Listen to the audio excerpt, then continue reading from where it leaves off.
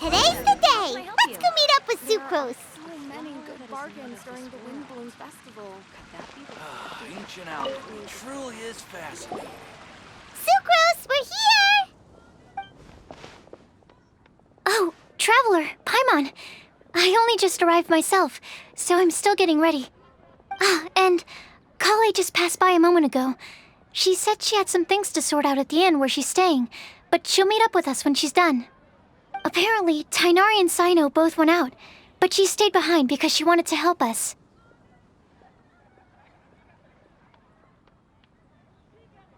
Not too bad. After reviewing it again with fresh eyes, I came up with a new theory which seems to hold some water. I'll attempt to explain it as simply as I can. I believe that each of the 4 things in the prophecy refers to a different field of knowledge. So, in a way, the prophecy is a test of the reader's intelligence. But it's unlikely for any one person to have expertise in all these different areas. So I suggest that we seek out one expert from each and get their opinion.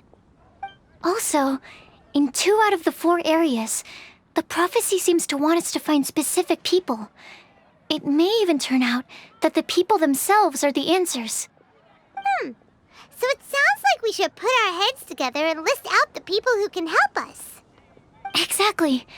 I think we can go through each riddle in turn and generate 4 groups of names to match the 4 questions. Alright, then let's start from group 1. The first riddle was, a flower that is not of this world. Personally, I would still go with Albedo for this one. Alchemy is the most likely to have to do with otherworldly things, and he is by far the leading expert in this regard.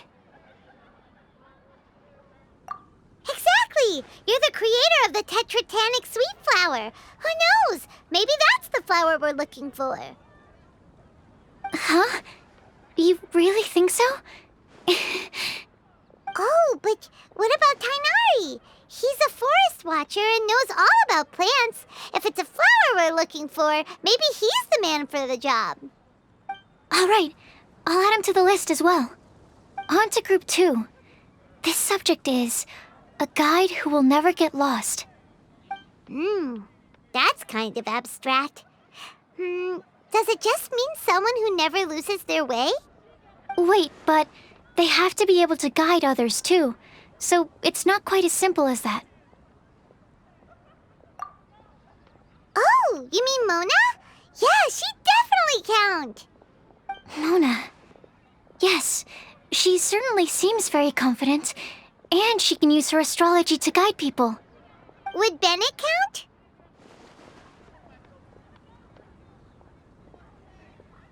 Well, his luck's so bad that as long as you go in the opposite direction from him, you'll always be going the right way, right? I see. I suppose I can't argue with that logic. Add him to the list. Finding everyone won't take long, so one extra person won't hurt. I know. Would Outrider Amber be a valid candidate for this category as well? Yeah, she would! She's got a great sense of direction after all. As a matter of fact, when the Traveler and Paimon first came to Mondstadt, she was actually the one who gave us directions. Yes, she's certainly a good guide. Is there anyone else? Let me think. Yes, I believe there may be one more. Albedo once made a set of equipment for Mika from the reconnaissance company. He's their surveyor, and an exceptional pathfinder. He's even instructed others in the discipline of surveying before. So, in my view, he's highly unlikely to lose his way, and would be very good at helping others find theirs. Cool! Another one for our list! Wait, Kale should have been here by now. Wonder what's taking her so long. Sorry, could we continue our chat somewhere else? Oh, you wanna go see how she's doing, right? Sure, let's all go.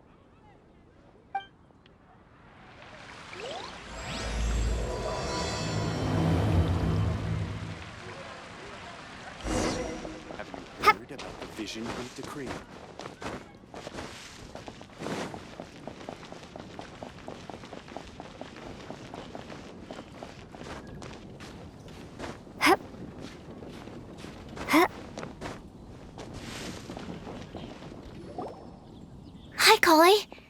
Hope we're not intruding or anything.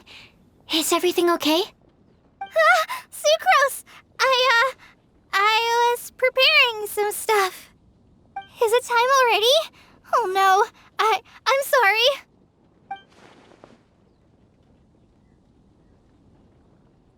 Don't worry. The Traveler and I only just met up. We were just worried that you might get lost along the way, so we thought that we'd come get you. Thank you. I'm ready to join you now. How's that thing going?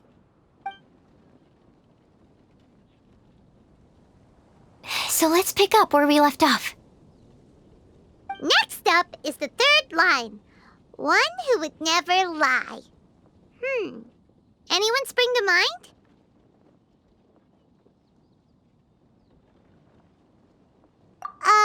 You really think so? Seems like it would be pretty difficult for someone in his position to avoid having to lie.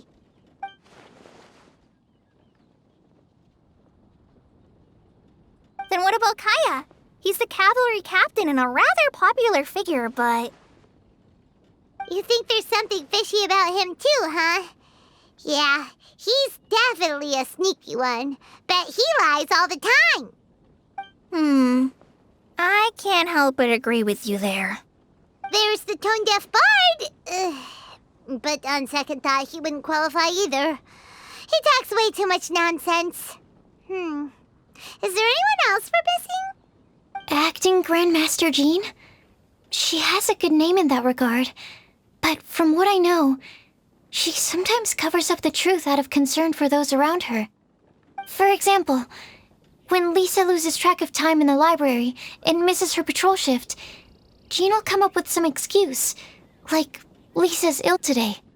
Also, she sometimes makes up stories to get Klee to behave, like the one about the big monster that comes to catch naughty kids who don't go to bed on time. Do you think that rules her out? White lies are still lies, but do we really have to reject her because of some harmless fibs? It's not like she had evil intentions. No, we're the ones being strict. Rosaria doesn't strike me as the type of person to lie. Oh, Kale, you probably haven't met her yet, have you?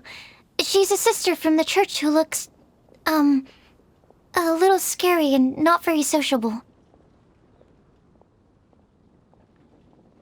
She stopped by the alchemy bench once, a long time ago, and asked me about Albedo. I thought maybe she was trying to find him, for work or something. But when I asked, she just said that she was curious about him because he was so intelligent, and wanted to talk to his assistant to find out what he was like. A lot of people might have given a more tactful justification, but I could see in her face that she wasn't trying to hide anything.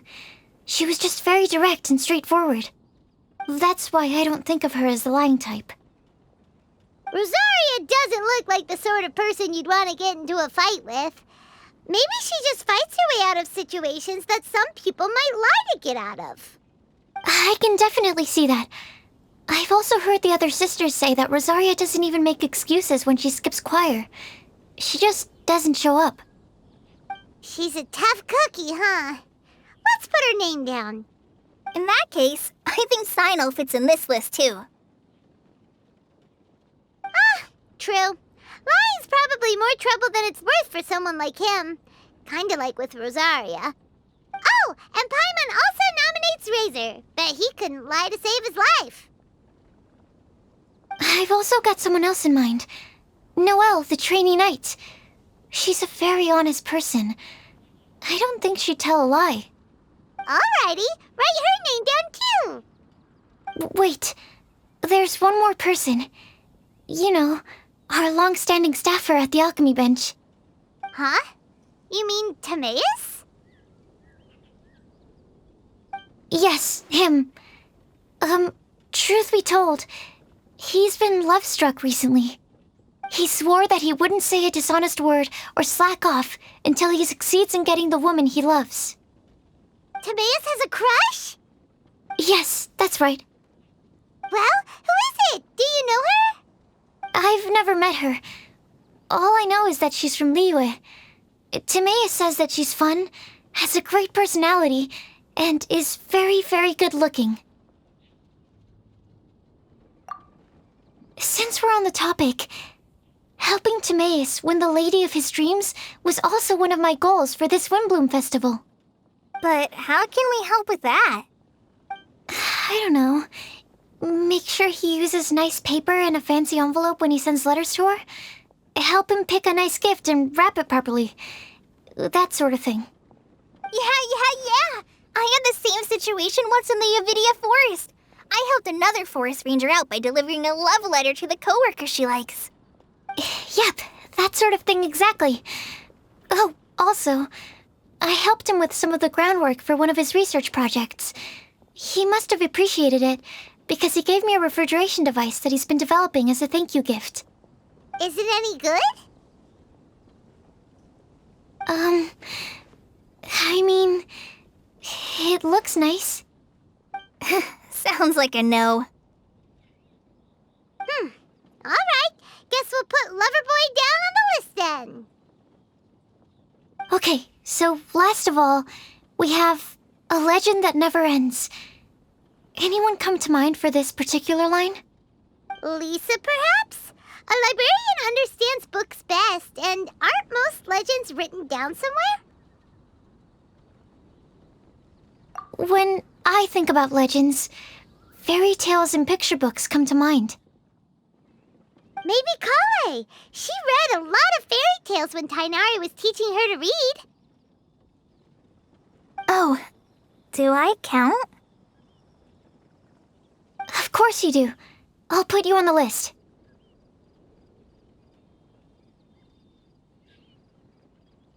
I prefer to read things like an illustrated analysis of alchemical substances and their uses, the fascinating principles of crafting, and hypotheses of life. Point taken. Paimon didn't quite understand any of those. Klee might be a good choice. Her mother, Alice, is a renowned traveling author, so I'll bet she's been exposed to all sorts of myths and legends.